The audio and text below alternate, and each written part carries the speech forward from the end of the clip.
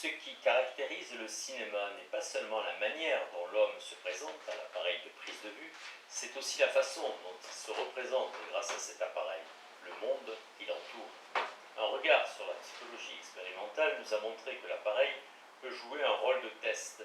Un regard sur la psychanalyse éclairera l'appareil d'un autre côté. En effet, le cinéma a enrichi notre attention par des méthodes que vient éclairer la théorie freudienne.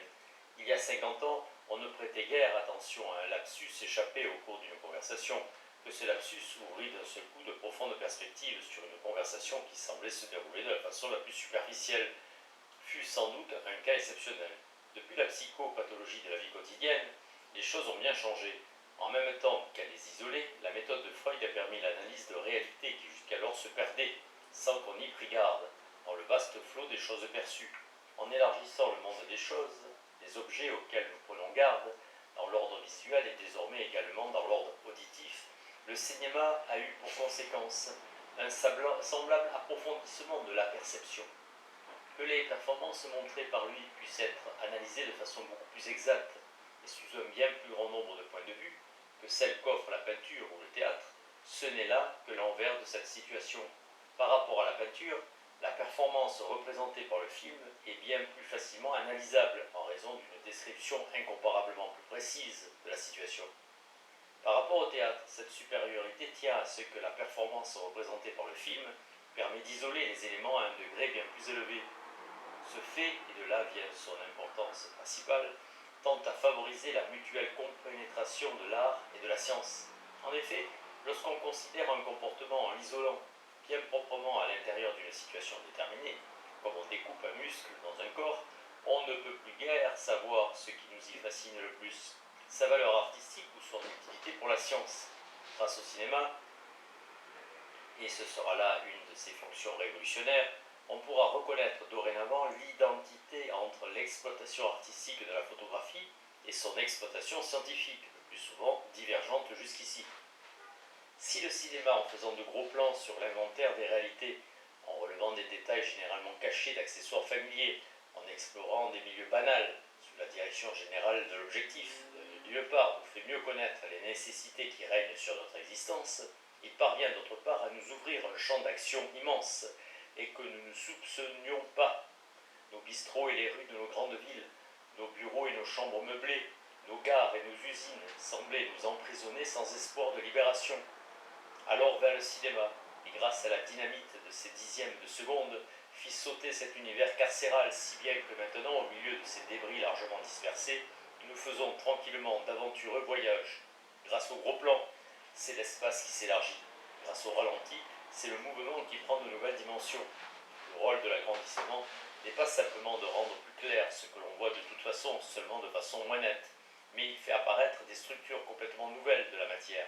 De même, le ralenti ne met pas simplement en relief des formes de mouvement que nous connaissions déjà, mais il découvre en elles d'autres formes parfaitement inconnues qui n'apparaissent nullement comme des ralentissements de mouvements rapides, mais comme des mouvements singulièrement glissants, aériens, surnaturels.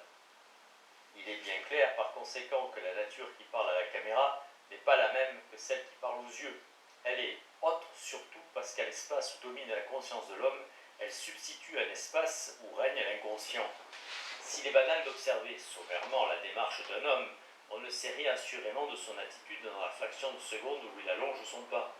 Nous connaissons en gros le geste que nous faisons pour saisir un briquet ou une cuillère, mais nous ignorons à peu près tout du jeu qui se déroule réellement entre la main et le métal, à plus forte raison des changements qu'introduit dans ces gestes la fluctuation de nos diverses humeurs.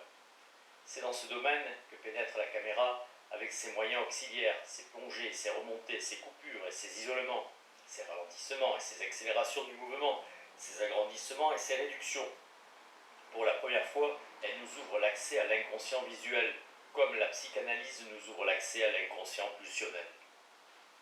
L'une des tâches primordiales de l'art a été de tout temps de susciter les demandes en un temps qui n'était pas mûr pour qu'elle pût recevoir pleine satisfaction.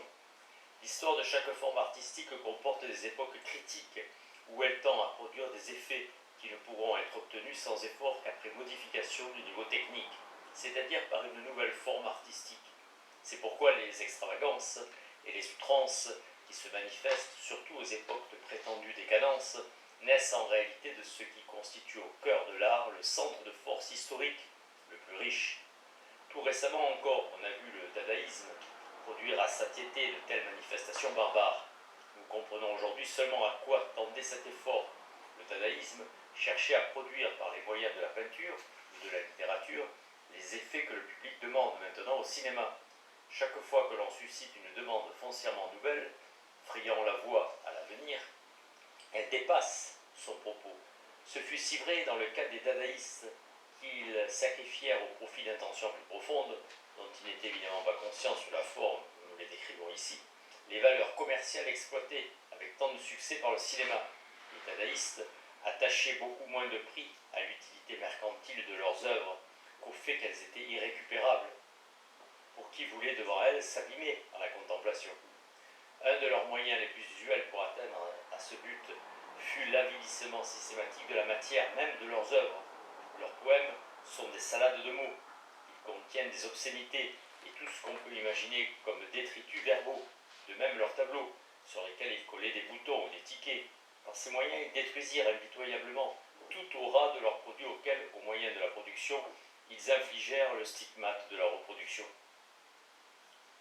Devant un tableau d'Arpe ou un poème de Stram, on n'a pas, comme devant une toile de Derain ou un poème de Rilke, le loisir de se recueillir et de l'apprécier. Au recueillement qui est devenu pour une bourgeoisie dégénérée l'école du comportement asocial, s'oppose ici la distraction en tant que modalité du comportement social. Effectivement, les manifestations dadaïstes produisirent une distraction très puissante en faisant de l'œuvre d'art un objet de scandale. Il s'agissait avant tout de satisfaire une exigence, provoquer l'outrage public. De spectacles attrayants pour l'œil ou de sonorités séduisantes pour l'oreille, l'œuvre d'art, avec le dadaïsme, se fit projectile. Le récepteur en était frappé. L'œuvre acquit une qualité tactile. Elle favorisa ainsi la demande sur le marché cinématographique, car l'aspect distrayant du film a lui aussi en premier lieu un caractère tactile, en raison des changements de lieu et de plan qui assaillent le spectateur par à coup. Que l'on compare l'écran sur lequel se déroule le film à la toile sur laquelle se trouve le tableau. Cette dernière invite le spectateur à la contemplation. Devant elle, il peut s'abandonner à ses associations d'idées. Rien de tel devant les prises de vue du film. À peine son œil les a-t-il saisies qu'elles se sont déjà métamorphosées. Impossible de les fixer. Duhamel, qui déteste le cinéma, qui ne comprend rien à sa signification, mais non sans avoir saisi quelques éléments de sa structure, souligne ce caractère lorsqu'il écrit « Je ne peux déjà plus penser ce que je veux ». Les images mouvantes se substituent à mes propres pensées. Effectivement, le processus d'association du spectateur qui regarde ces images est aussitôt interrompu par leur métamorphose. C'est de là que vient l'effet de choc exercé par le film et qui, comme tout choc, ne peut être amorti que par une attention renforcée. Par sa technique, le cinéma a délivré l'effet de choc physique de la gangue morale où le dadaïsme l'avait en quelque sorte enfermé. La masse est une matrice. Toute attitude habituelle à l'égard des œuvres d'art renaît aujourd'hui, transformée. La quantité est devenue qualité. La masse accrue des intéressés a généré un type d'intérêt bien différent. Que cet intérêt apparaisse d'abord sous une forme décriée ne doit pas tromper l'observateur. Nombreux pourtant sont ceux qui, s'en tenant à cet aspect superficiel de la question, l'ont dénoncé avec passion. Parmi ces critiques, Duhamel est le plus radical.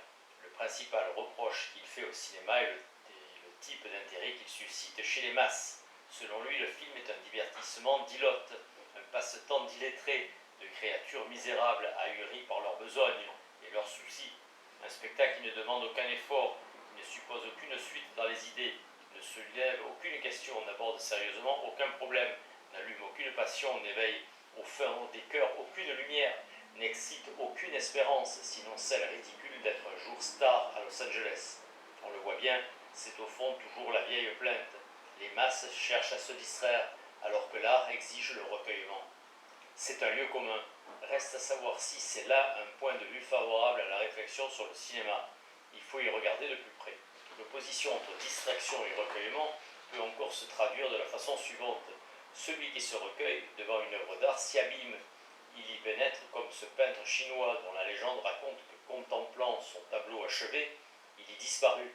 Au contraire, la masse distraite recueille l'œuvre d'art en elle. Les édifices en sont les exemples les plus évidents. De tout temps, l'architecture a été le prototype d'une œuvre d'art perçue de façon à la fois distraite et collective. Les lois de la réception dont elle a fait l'objet sont les plus instructives. Depuis la préhistoire, les hommes sont des bâtisseurs. Maintes formes d'art sont nées et ont disparu. La tragédie apparaît avec les Grecs pour mourir avec eux et ne voit renaître de longs siècles plus tard que ses règles de fabrication. Le poème épique, qui remonte à l'enfance des peuples, a disparu en Europe à la fin de la Renaissance. Le tableau de chevalet est une création du Moyen-Âge et rien ne garantit qu'il doive durer indéfiniment. En revanche, le besoin humain de se loger est permanent. L'architecture n'a jamais chômé. Son histoire est plus longue que celle de n'importe quel autre art. Et pour rendre compte de la relation qui lie les masses à l'œuvre d'art, il est important de penser aux effets que cet art exerce sur elles. Les édifices font l'objet d'une double réception, par l'usage et par la perception, en termes plus précis, d'une réception tactile et d'une réception visuelle. On méconnaît du tout au tout le sens de cette réception si on se la représente à la manière de la réception recueillie, bien connue des voyageurs qui visitent des monuments célèbres. Dans l'ordre tactile, il n'existe en effet aucun équivalent à ce qu'est la contemplation dans l'ordre visuel. La réception tactile se fait moins par voie d'attention que par voie d'accoutumance. Celle-ci régit même, dans une large mesure, la réception visuelle de l'architecture, réception qui par nature consiste bien moins dans un effort d'attention que dans une perception incidente. Or, en certaines circonstances, ce type de réception développée au contact de l'architecture acquiert une valeur canonique, car des tâches qui s'imposent à la perception humaine, au grand tournant de l'histoire, il n'est guère possible de s'acquitter par des moyens purement visuels, autrement dit par la contemplation. Pour en venir à bout, peu à peu, il faut recourir à la réception tactile, c'est-à-dire à l'accoutumance. L'homme distrait est parfaitement capable de s'accoutumer. Disons plus, c'est seulement par notre capacité d'accomplir certaines tâches de façon distraite que nous prouvons qu'elles nous sont devenues habituelles. Au moyen de la distraction qu'il est à même de nous offrir, l'art établit à notre insu le degré auquel notre perception est capable de répondre à des tâches nouvelles. Et comme au demeurant l'individu est tenté de se dérober à ces tâches, l'art s'attaquera à celles qui sont les plus difficiles et les plus importantes, toutes les fois qu'il pourra mobiliser les masses. C'est ce qu'il fait aujourd'hui au cinéma. La réception par la distraction, de plus en plus sensible aujourd'hui dans tous les domaines de l'art, est symptôme elle-même d'importantes mutations de la perception, à trouver dans le cinéma l'instrument qui se prête le mieux à son exercice. Par son effet de choc, le cinéma favorise un tel mode de réception. S'il fait reculer la valeur cultuelle, ce n'est pas seulement parce qu'il transforme chaque spectateur en expert, mais encore parce que l'attitude de cet expert au cinéma n'exige de lui aucun effort d'attention. Le public des salles obscures est bien un examinateur, mais un examinateur distrait. Épilogue, la prolétarisation croissante de l'homme d'aujourd'hui et le développement croissant des masses sont deux aspects d'un même processus historique. Le fascisme voudrait organiser les masses récemment prolétarisées sans toucher au régime de la propriété, que ces masses tendent cependant à supprimer. Il croit se tirer d'affaire en permettant aux masses non de faire valoir leurs droits, mais de s'exprimer. Les masses ont le droit d'exiger une transformation du régime de la propriété. Le fascisme veut leur permettre de s'exprimer tout en conservant ce régime. La conséquence logique du fascisme est une esthétisation de la vie politique. À cette violence faite aux masses que le fascisme oblige à mettre genou à terre dans le culte d'un chef, correspond à la violence subie par un appareillage mis au service de la production de valeurs cultuelles. Tous les efforts pour esthétiser la politique culminent en un seul point. Ce point est la guerre. La guerre et la guerre seule permet de fournir un but au plus grand mouvement de masse sans toucher cependant au régime de la propriété. Voilà comment les choses peuvent se traduire en langage politique. En langage technique, on les formulera ainsi. Seule la guerre permet de mobiliser tous les moyens techniques de l'époque actuelle sans rien changer au régime de la propriété. Il va de soi que le fascisme, dans sa glorification de la guerre, n'use pas de ces arguments-là. Il est cependant fort instructif de jeter un coup d'œil sur les textes qui servent à cette glorification. Dans le manifeste de Marinetti sur la guerre d'Éthiopie, nous lisons en effet « Depuis 27 ans, nous autres futuristes, nous nous élevons contre l'affirmation que la guerre n'est pas esthétique. Aussi sommes-nous amenés à constater que la guerre est belle, car grâce au masque à gaz, terrifiants mégaphones, aux lance-flammes et aux petits tanks, elle fonde la suprématie de l'homme sur la machine subjuguée. La guerre est belle car elle réalise pour la première fois le rêve d'un corps humain métallique. La guerre est belle car elle a enrichi un pré en fleurs des flamboyantes orchidées des mitrailleuses. La guerre est belle car elle rassemble pour en faire une symphonie les coups de fusil, les canonnades, les arrêts de tir, les parfums et les odeurs de décomposition. La guerre est belle car elle crée de nouvelles architectures comme celle des grands chars, des escadres aériennes aux formes géométriques, des spirales de fumée montant des villages incendiés et bien d'autres encore. Poètes et artistes du futurisme, rappelez-vous ces principes fondamentaux d'une esthétique de la guerre pour que soit ainsi éclairé votre combat pour une nouvelle poésie et une nouvelle sculpture. Ce manifeste a l'avantage d'être sans ambiguïté. Sa façon de poser le problème mérite d'être reprise par le dialecticien. Voici comment se présente à lui l'esthétique de la guerre contemporaine. Lorsque l'usage naturel des forces de production est paralysé par le régime de propriété, l'accroissement des moyens techniques, des cadences, des sources d'énergie tend à un usage contre nature. Il le trouve dans la guerre qui, par les destructions qu'elle entraîne, démontre que la société n'était pas assez mûre pour faire de la technique son organe, que la technique n'était pas assez élaborée pour dominer les forces sociales élémentaires. La guerre impérialiste, en ce qu'elle a d'atroce, se définit par le décalage entre l'existence de puissants moyens de production et l'insuffisance de leur usage à des fins de production, autrement dit, le chômage et le manque de débouchés.